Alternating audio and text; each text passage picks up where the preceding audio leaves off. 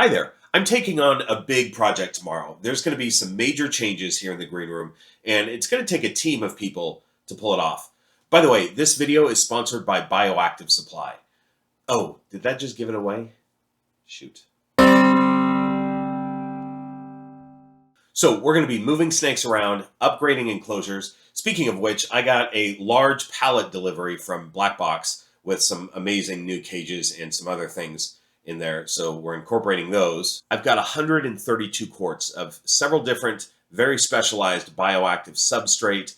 I've got about 40 live plants, all from Chris and Emily at the Bioactive Supply. We're going to talk more about them later. Now, the main work with the team happens tomorrow. That's Saturday. Today is Friday, and the plants all need to be processed. It's basically a plant nursery in here. I've got a ton of plants on the table. I've got a bunch at my feet. You know, I didn't know what I was getting. I just told Chris and Emily what I was doing and what species, and they picked out plants based on the species, the humidity that the snake needs versus the humidity that the plant needs, the crushability or destructibility of the plant or lack thereof. It's pretty amazing. Plus, I got a couple plants like this one right here that are just going to be in the green room, which I'm really excited about. So Bioactive Supply doesn't use any chemical pesticides or fertilizer, but you always want to process a plant when you're bringing it in from somewhere else and putting it in your bioactive enclosure. You want to basically pull all the dirt off, soak that plant, make sure it's clear of any pathogens or any little critters, stuff like that. So that's what I'm spending the day doing today. I'll show you how I do it. So anytime I've processed a plant before for a bioactive cage, I've always used bleach. But Emily gave me a better way to do it that won't wreck my clothes. Basically, what I'm going to do is take a plant out of the soil, knock off as much soil as possible, and then you give them a soak in hydrogen peroxide. Bleach works also, but hydrogen peroxide solution for 30 to 60 minutes will do the same thing. And the solution is 1 capful of hydrogen peroxide per gallon of water. And so we're just going to give them a soak and then rinse them off, and then I'll let them float in water until tomorrow when we're ready to plant them. I'm not going to show all the processing. Let's just at this point cut to tomorrow when people are here.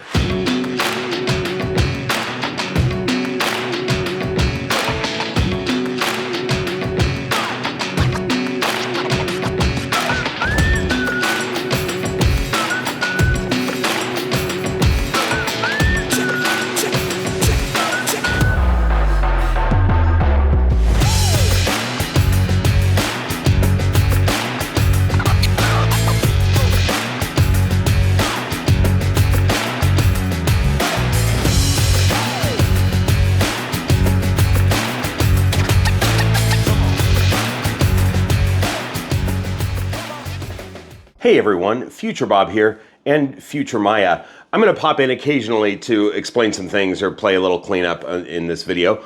But you're going to notice Maya in this video a lot because before everybody got here, I had to do something with all the snakes that were in the cages that we were emptying and cleaning. Maya's cage got emptied first, and most of the snakes got put in tubs and put away. The super dwarfs went into the snake wall room, so they were fine for the day in there.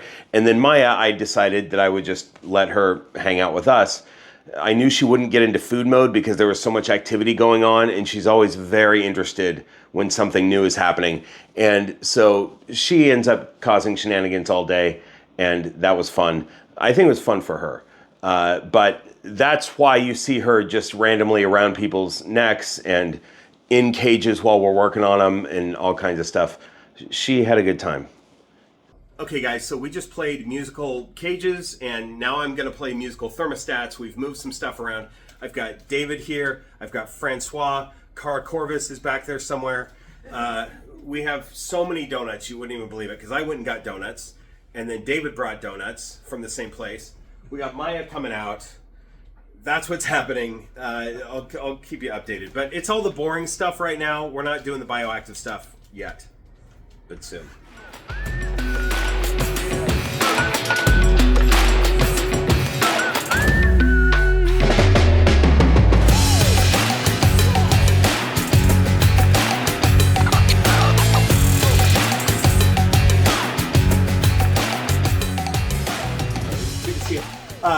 Willie made it, you guys. I'm here. It's after we've done all the manual labor.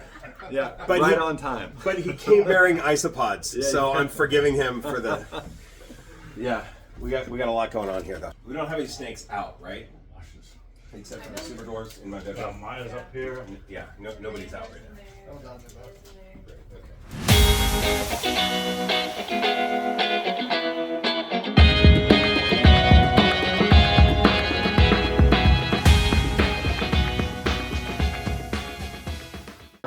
Tu parles français? Oui, bien sûr. Oh! Tu parles français aussi? Un peu. Oh, yeah, just that, that's it. Moi aussi un peu. Et fini. We're done.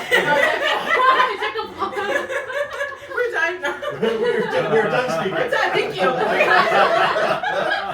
Let's talk about our video sponsor, Bioactive Supply, for a second. First of all, I've used substrate from a couple different companies in the past for bioactive vivariums, and I can tell you that Bioactive Supply is hands down the best substrate I've used. And the reason is that the stuff I've used before has like 4 ingredients in it. And sometimes they want you to buy additives to help out the soil. The substrate that Bioactive Supply offers has between 11 and 14 different ingredients because they're trying to replicate what you would find in the wild. Outside, there's tons of ingredients to the natural bioactive soil. And it works on its own. You don't have to buy extra additives. See, Chris, the owner, has a zoo background, specifically reptile and invert husbandry. And Emily has a background in horticulture and ecology with a conservation focus. She's been all around the world and looked at dirt everywhere. Basically, what this means is that these two know how to put together a quality bag of substrate. They're kind of overqualified for it. So they can ship plants, substrate, your cleanup crew, that's springtails, isopods, and I think a few other different types of cleanup crew, all over the United States, except Alaska and Hawaii. And what they did for me, they can do for you. That means you tell them what kind of animal or invert you have and the cage dimensions, and they'll tell you what kind of substrate you need. Also, plants. They'll pick out the plants for you, tell you what your options are, and where to place the different plants. Now, if you already know what you're doing, great, just tell them what you want. But if you're like me, let them pick the stuff out for you, even down to the leaf litter and seed pods, cork bark, etc., all that stuff. Also, Green Room Python's viewers get 20% off with discount code GREENROOM20. I really appreciate them for sponsoring this video, and I sincerely hope you check them out. I believe what Bioactive Supply is doing is the best in the industry. So the cages are all moved into place. Right now, we're getting this dirt in, the soil, and I have a chart as to which cages take which type of soil. And some of the cages take like half grassland, half rainforest, and the grassland should be on the on the warm side, and the rainforest should be on the whatever side. Anyway, they told me what side to put the things in, which I think is interesting that we're gonna have some different soil type on different sides based on the heat and humidity level of the cage. Also, the plants are going to be like that too. We have certain plants that are for certain cages. If a retic, is generally at 60% humidity, let's say, and that plant does well at 60% humidity, that's the plant they gave us for the retic cage. But I've got like 40 plants, and they all come with instructions as to who gets that plant and what side of the cage to put them in. Bioactive Supply did a very thorough job of telling me how to do this, because I don't know what I'm doing with plants. I wish I knew more about plants, but I'm glad that I have people like the Bioactive Supply that can help with this. So we're not doing a drainage layer for these because we don't have any tropical species that are going to be super wet, and we have good bioactive soil that doesn't require a drainage layer. That's really helpful that we can skip that step.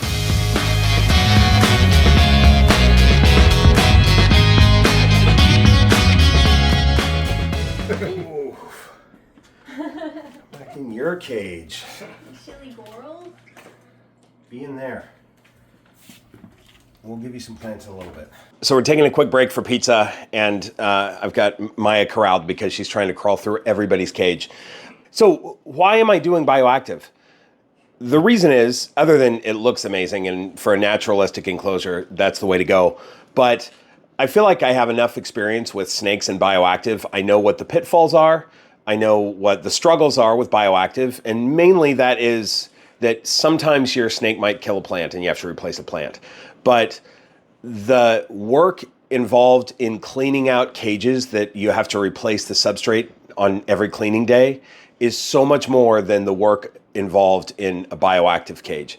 There's more setup work initially, and it helps if you're doing a bunch of cages, if you have a team of people that come over to help. But you know, once the bioactive is going, it's set. It's good. And you still do your spot cleaning, and you still clean the glass and the hides and stuff like that occasionally, but you're not changing substrate all the time. So, or hopefully ever, you know. So that's why I'm doing it. It's going to make it easier, and it's going to be way cooler. I mean, look at this. These aren't even done, and it looks awesome, right?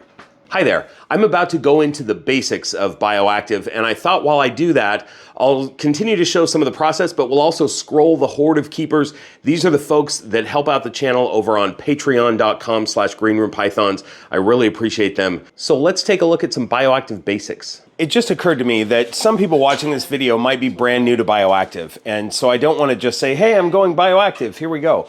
So let me just explain what the elements of Bioactive are and what that means.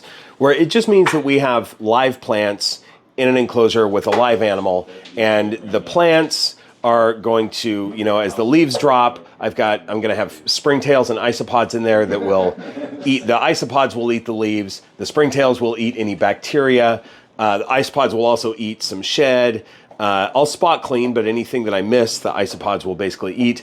They won't eat urates though. Make sure you get your urates out. And the poop. Make sure you get poop out. Just spot clean well. Anyway, the point is, they eat that, then they poop, and then the plants eat what the isopods and the springtails poop, and it's all a whole ecosystem that works. You don't have to change your substrate out. Once your substrate is in, it's in.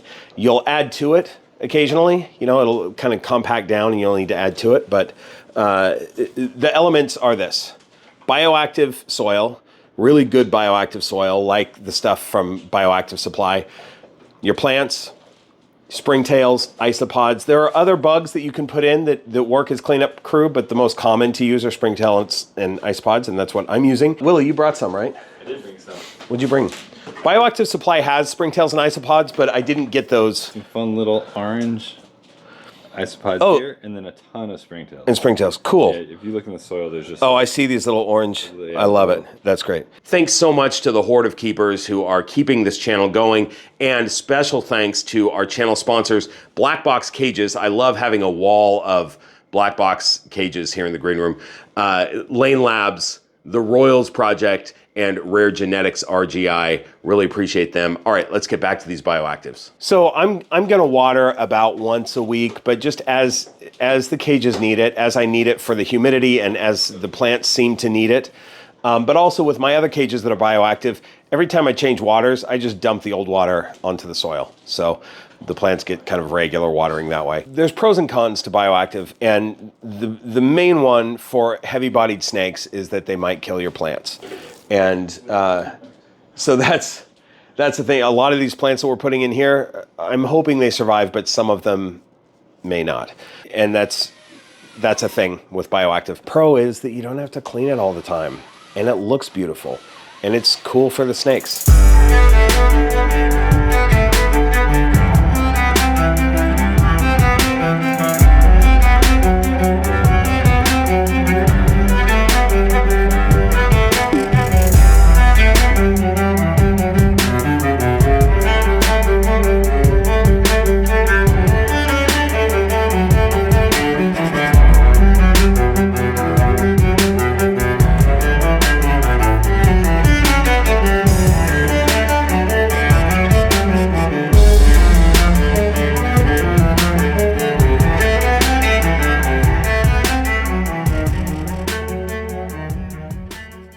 Hi, me again. The snake that's in this cage and sitting literally right on the other side of my shoulder hasn't been introduced on the channel yet. So really there's only one way to handle this, and I'm just gonna apologize now. Sorry. Douglas, so we're gonna add him, and I'm gonna blur out everything.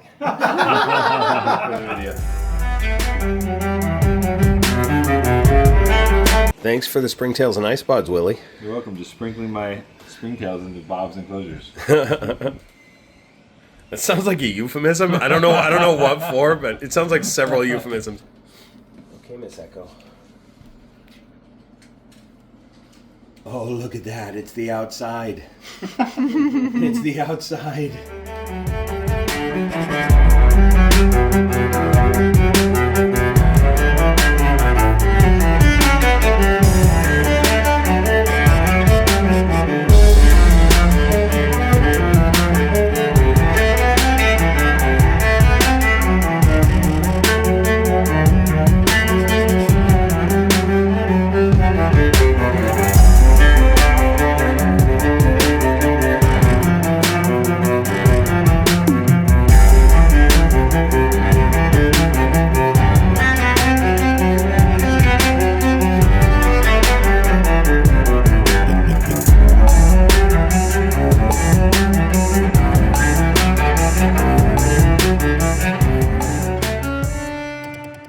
Okay, we're only a couple days in the future at this point, but as far as interesting things that I've noticed so far, first of all, Handsome Dan, the first thing he did is he crawled into the cage and immediately found a spot where he wanted to bury himself under the substrate, and there he sat for 36 hours. It wasn't until later today that he came out of there and started slowly exploring.